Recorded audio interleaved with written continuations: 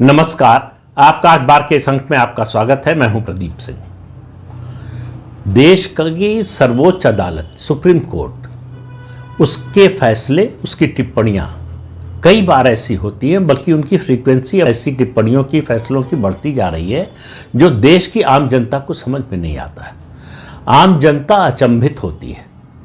हमारे जैसे लोग भी जो कानून के जानकार नहीं हैं, विशेषज्ञ नहीं हैं, उनको सुप्रीम कोर्ट का फैसला ये क्यों आया है ये समझने में मुश्किल होती है। और मुझे लगता है करोड़ों ऐसे लोग होंगे जिनके मन में यही भाव होता होगा। अभी जो ताज़ा संदर्भ है उसको समझ लीजिए। रोहिंग्या पर एक फैसला आया है, टिप्पणी आई है सुप्रीम कोर्ट की।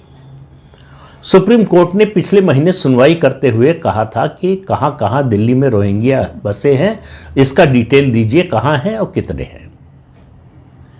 तो बताया गया कि कालिंदी कुंज में, शाहीन बाग में, झुग्गियों में रह रहे हैं। उसके अलावा खजूरी खास में किराए के मकानों में रह रहे हैं। एक सज्जन है कॉलिन गोंजाल्विस, इनका नाम आपने बहुत बार सुना होगा। अब ये इत्तेफाक आप कहें या योजना कहें, संयोग है, प्रयोग है, पता नहीं, लेकिन वो हर ऐसे मामले में सामने आते हैं वकालत के लिए जो भारत के विरोध में हो। तो भारत में देशद्रोह कानून के खिलाफ होते हैं, वो सीए के कानून के खिलाफ जो लोग दंगा करते हैं उनकी मदद के लिए आते हैं। अब वो रोहिंग्या के साथ खड़े हैं।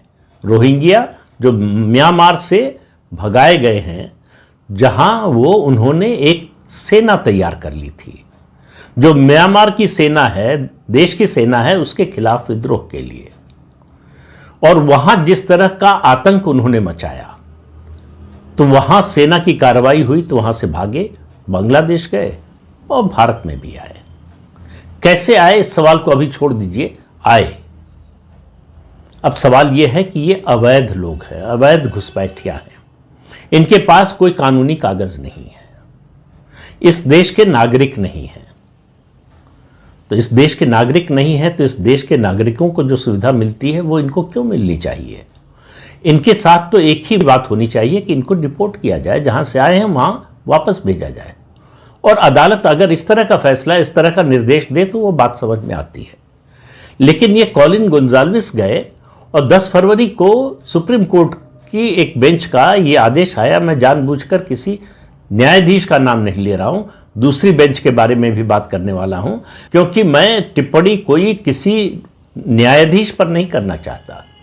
मैं जो अपने देश में न्यायिक व्यवस्था है उस पर टिप्पणी करना चाहता हूं कि वो किस तरह से देश के विरोध में काम करने वालों की अनजाने में मदद कर रही है। मैं नहीं मानता कि देश की सर्वोच्च अदालत देश विरोधियों की मदद करना चाहती है, लेकिन उसकी टिप्पणियों से, उसके फैसलों से ऐसा हो रहा है। अब रोहिंग्या का मामला लीजिए। ये कॉलिन गोंजाल्विस गए कि इनको स्कूलों में एडमिशन नहीं दिया जा रहा है, इनको अस्पतालों में जो है इलाज की सुविधा नहीं दी जा रही है। तो अदालत ने क्या कहा, और क्यों नहीं दी जा रही? इसलिए कि इनके पास आधार कार्ड नहीं है। तो अदालत ने कहा कि किसी को शिक्षा से आप वंचित नहीं कर सकते, स्वास्थ्य सुविधाओं से वंचित नहीं कर सकते। तो कहा इन सबको शिक्षा मिलनी चाहिए, इनको एडमिशन मिलना चाहिए, भले ही इनके पास कोई पहचान पत्र ना हो। और अस्पतालों में जो है मुफ्त स्वास्थ्य की सुविधा मिलनी चाहिए, मुफ्त अनाज मिलना चाहिए। अब ये सब सुविधाएं ऐसी हैं जो भारत के नागरिक को मिलती हैं, जो कानूनी रूप से भारत का नागरिक है। एक बात बहुत से लोगों को शायद गलतफहमी होगी, समझ में नहीं आता होगा। कुछ लोगों को लगता है ये शरणार्थी हैं और दुनिया भर में शरणार्थियों के साथ जिस तरह का व्यवहार होता है उस तरह से व्यवहार किया जाना चाहिए। पहली बात, यूएन का जो चार्टर है शरणार्थियों के बारे में, उसका सिग्नेटरी नहीं है भारत। भारत शरणार्थियों की जो व्यवस्था है, शरणार्थियों पर जो यूनाइटेड नेशंस की नीति है, उसका समर्थन नहीं करता। भारत किसी को शरणार्थी के रूप में लेने के लिए तैयार नहीं है। तो इसलिए ये सब जो आए हैं ये अवैध घुसपैठिया हैं। केवल अवैध घुसपैठिया होते, यहीं तक बात होती तो शायद गनीमत होती। ये लोग इस देश में ड्रग का रैकेट, आर्म्स का रैकेट और दूसरी तरह की देश विरोधी गतिविधियां चलाते हैं। कई पकड़े भी जा चुके हैं और लगातार पुलिस की नजर रहती है इन पर। ये जहां भी, म्यांमार की बात कीजिए आप, चाहे बांग्लादेश की बात कीजिए, चाहे भारत की बात कीजिए, ये कानून के विरोध में ही काम करते हैं। ये जिस देश में रहते हैं उस देश के विरोध में काम करते हैं। लेकिन सुप्रीम कोर्ट हमारा कह रहा है कि इनको ये सब सुविधाएं दीजिए, और सुविधाओं में जो और मांग है कि इनको स्कूलों में दाखिला दिया जाए, इनको 10वीं और 12वीं में प्रवेश दिया जाए, और उसके अलावा स्नातक शिक्षा में भी इनको बिना किसी पहचान पत्र के परीक्षा में अपीयर होने की मंजूरी दी जाए, परमिशन दी जाए। फिर सवाल यह है कि फिर क्या फर्क रह गया इस देश के कानूनी रूप से वैध नागरिक और अवैध रूप से घुसपैठिया जो देश में घुसकर आए हैं, देश का कानून तोड़कर आए हैं, उनके बीच में। और ये जो कॉलिन गोंजाल्विस है, इनकी जो संस्था है ह्यूमन राइट्स लॉ नेटवर्क, इसको जॉर्ज सोरोस की संस्था से पैसा मिलने का आरोप है, मिल चुका है। उसके अलावा सीए के आंदोलन के दौरान यूरोप की चर्चेस से 50 करोड़ रुपए मिलने का आरोप है। ऐसे वकील की दलील के आधार पर सुप्रीम कोर्ट ने यह निर्देश दिया है भारत सरकार को कि इन अवैध रोहिंग्याओं को जिन्होंने कानून तोड़ा है, याद रखिए, जिन्होंने कानून तोड़ा है, उनको वो सब सुविधाएं दीजिए और मुफ्त में दीजिए जो भारत के आम नागरिक को मिलती है। यहां तक मैं एक तरह से कहिए कि मानने को तैयार हूं। अब आप जरा इसको दूसरी बेंच ने जो फैसला दिया है उसके संदर्भ में रखकर देखिए, तब आपको पूरी तस्वीर आपके सामने आएगी। सुप्रीम कोर्ट की दूसरी बेंच ने बहुत सख्त टिप्पणी की है फ्रीबीज पर और कहा है कि यह गलत हो रहा है।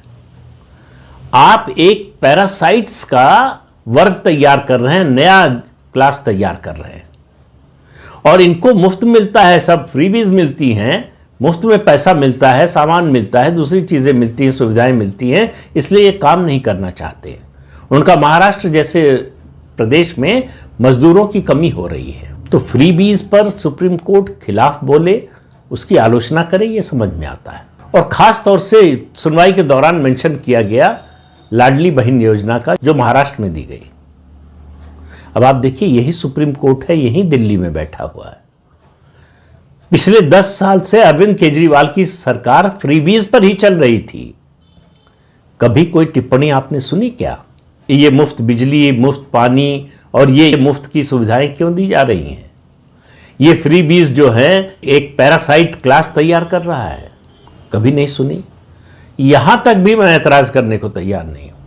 लेकिन फ्रीबीज को लेकर जो बात सुप्रीम कोर्ट ने कही है कि सवाल यह है कि अगर इस देश के नागरिक को कुछ मुफ्त मिले, वो गलत हो रहा है, तो इस देश में अवैध रूप से घुसपैठ करने वाले को वही सुविधा सारी मुफ्त मिले, ये सही कैसे हो सकता है? और थोड़ा सा आपको पीछे ले जाकर याद दिलाऊं, सैम पित्रोदा का नाम तो आप भूले नहीं होंगे। ओवरसीज कांग्रेस के अध्यक्ष हैं, राहुल गांधी के सलाहकार हैं, गांधी परिवार से बड़े करीबी रिश्ते हैं। अभी कुछ दिन पहले ही अमेरिका में उन्होंने एक बयान दिया, बांग्लादेशी घुसपैठियों के बारे में बयान दिया। कहा क्या हुआ वो अगर अवैध रूप से आए हैं, क्या हुआ वो बिना कागज के गैर कानूनी रूप से भारत में प्रवेश कर गए हैं, उनको सारी सुविधाएं दीजिए। ठीक है कि उसका असर भारत की अर्थव्यवस्था पर पड़ेगा, आम लोगों पर पड़ेगा, तो हमको थोड़ा बर्दाश्त करना चाहिए। दरअसल बिना उन शब्दों का इस्तेमाल किए सुप्रीम कोर्ट भी यही कह रहा है कि ये जो रोहिंग्या हैं इनको सुविधाएं दीजिए। ये नहीं कहा सुप्रीम कोर्ट ने कि बर्दाश्त कीजिए, लेकिन उसका अर्थ वही, निष्कर्ष वही है, क्योंकि ये पैसा कहां से आएगा? हमारे आपके टैक्स के पैसे से ही तो दिया जाएगा इनको। तो हमारे आपके टैक्स का पैसा हमारे देश के विकास पर, हमारे समाज के विकास पर खर्च होने की बजाय अवैध घुसपैठियों पर क्यों खर्च होना चाहिए? और सुप्रीम कोर्ट की यह संवेदना कहां थी जब 3.5 लाख के लगभग हिंदू कश्मीर से निकाले गए थे? हत्या हुई, बलात्कार हुआ, निकाला गया, मस्जिदों से घोषणा हुई कि या तो कन्वर्ट हो जाओ या फिर अपने घर की महिलाएं छोड़कर जाओ। और उसके बाद जब सुप्रीम कोर्ट में गए कश्मीरी पंडित, तो कहा गया कि मामला बहुत पुराना हो गया, इसकी सुनवाई भी नहीं करेंगे। तो अपने ही देश में लाखों लोग विस्थापित हो गए, उनके मुद्दे की सुनवाई भी तकनीकी आधार पर जो है सुप्रीम कोर्ट ने करने से मना कर दिया, ये बहुत लंबा समय हो गया है। तो आज रोहिंग्याओं को ये सुविधाएं देने की बात हो रही है, कल पहचान पत्र देने की बात होगी, उसके बाद उनको नागरिकता देने की बात होगी। आखिर ये सिलसिला कहां जाकर रुकेगा? दुनिया का कौन सा देश है जो अवैध नागरिकों को इस तरह से सुविधा देने की बात करता हो? और जो दे रहे हैं, यूरोप के कई देश हैं, वो भुगत रहे हैं। आज उनके यहां अव्यवस्था बढ़ रही है, अराजकता बढ़ रही है, उनके यहां अपराध बढ़ रहे हैं, उनके समाज में विषमता पैदा हो रही है, उनके देश की आर्थिक उन्नति प्रभावित हो रही है। तो उन्होंने क्यों शरण दी थी? उन्होंने शरण दी थी लालच में कि हमको सस्ता लेबर मिलेगा, सस्ते मजदूर मिलेंगे। आज वो उसकी कीमत चुका रहे हैं। भारत को इन अवैध घुसपैठियों के रूप में सस्ते मजदूरों की जरूरत नहीं है। हमारे देश में मजदूरी करने वाले लोग बहुत हैं। तो सुप्रीम कोर्ट ये सैम पित्रोदा की भाषा क्यों बोल रहा है? जो सैम पित्रोदा कह रहे हैं, सुप्रीम कोर्ट के निर्देश का और सुप्रीम कोर्ट के फैसले का निष्कर्ष अगर आप निकालना चाहें तो वही है कि ये सरकार की जिम्मेदारी है कि उनको ये सब सुविधाएं दे। सरकार की जिम्मेदारी है, चुनी हुई सरकार है, लोगों द्वारा चुनी गई है, जिन्होंने वोट दिया है उसके प्रति उसकी जिम्मेदारी है। जो इस देश के नागरिक है उसके प्रति जिम्मेदारी है। जो इस देश के मतदाता हैं उसके प्रति सरकार की जिम्मेदारी है। सरकार की जिम्मेदारी किसी अवैध घुसपैठिया के प्रति नहीं है। सरकार को सख्त से सख्त कदम उठाना चाहिए ऐसे घुसपैठियों के खिलाफ। जितना जल्दी से जल्दी हो सके इनको डिपोर्ट करना चाहिए। और यहां हमारा सुप्रीम कोर्ट कह रहा है कि सब सुविधाएं दीजिए, लेकिन अगर आप वही मुफ्त सुविधाएं अपने देश के नागरिकों को देखते हैं तो आप एक पैरासाइट क्लास तैयार कर रहे हैं। और रोहिंग्याओं को और घुसपैठियों को अगर ये सुविधाएं देंगे तो शायद आप एक आत्मनिर्भर क्लास तैयार कर रहे हैं। मतलब इस विडंबना को कैसे समझा जाए? कैसे लोगों को भरोसा हो सुप्रीम कोर्ट की बात पर? सुप्रीम कोर्ट को जरूर यह सोचना चाहिए कि क्यों आम जनता की नजर में सुप्रीम कोर्ट की बातों का असर, उसके फैसलों का, उसकी टिप्पणियों का असर कम होता जा रहा है। क्यों लोग अविश्वास और अचंभित होकर सुप्रीम कोर्ट की टिप्पणियां और फैसले सुनते और देखते हैं। यह देश के भले के लिए किस तरह काम आएगा? कोई भी देश अवैध घुसपैठियों को अपने संसाधन का, जो हमारे आपके पसीने की कमाई है, वो पैसा खर्च करके आखिर उस देश को क्या मिलेगा? इस देश के विकास में उनका योगदान क्या है? बल्कि इस देश के विनाश में योगदान है। वो देश की आंतरिक सुरक्षा के लिए खतरा है। वो देश में या शहर में जहां रह रहे हैं वहां कानून व्यवस्था के लिए खतरा है।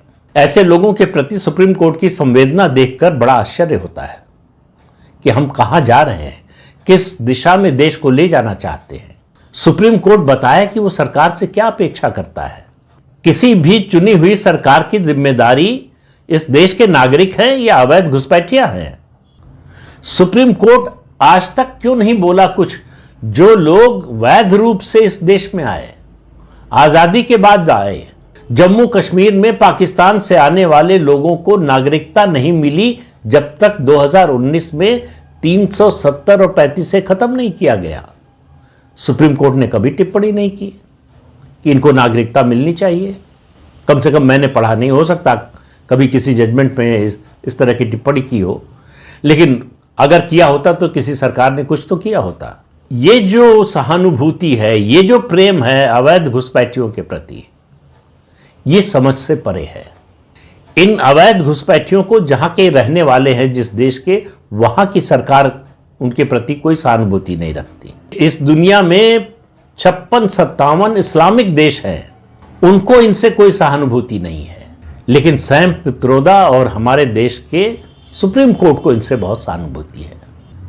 15 करोड़ बच्चे देश में ऐसे हैं जिनको स्कूल की सुविधा प्राप्त नहीं है, लेकिन रोहिंग्याओं के बच्चों को स्कूल में दाखिला मिलना चाहिए। ये इसके जरिए, इस तरह की टिप्पणियों और इस तरह के आदेशों के जरिए क्या बताना चाहता है सुप्रीम कोर्ट? और ऐसे वकीलों की बात सुनकर जो केवल देश विरोधी बातों के मामले में खड़े होते हैं अदालत में, जो ऐसे लोगों का बचाव करने के लिए खड़े होते हैं जो इस देश की सुरक्षा के लिए खतरा है, एकता अखंडता के लिए खतरा है, क्या संदेश देना चाहता है सुप्रीम कोर्ट? सुप्रीम कोर्ट अगर नहीं सोचेगा इसके बारे में, आम लोगों के मन में उसके प्रति जो अपार सम्मान का भाव है उसमें लगातार कमी होगी, और ये देश की न्याय प्रणाली के लिए और इस देश की जनतांत्रिक व्यवस्था दोनों के लिए बहुत ही बुरी खबर होगी। तो इस अंक में इतना ही, अगले अंक में फिर मिलेंगे किसी नए मुद्दे के साथ। तब तक के लिए अनुमति दीजिए। आपसे अनुरोध है कि ये चैनल देखिए, शेयर कीजिए, लाइक कीजिए और सब्सक्राइब जरूर कीजिए। नमस्कार।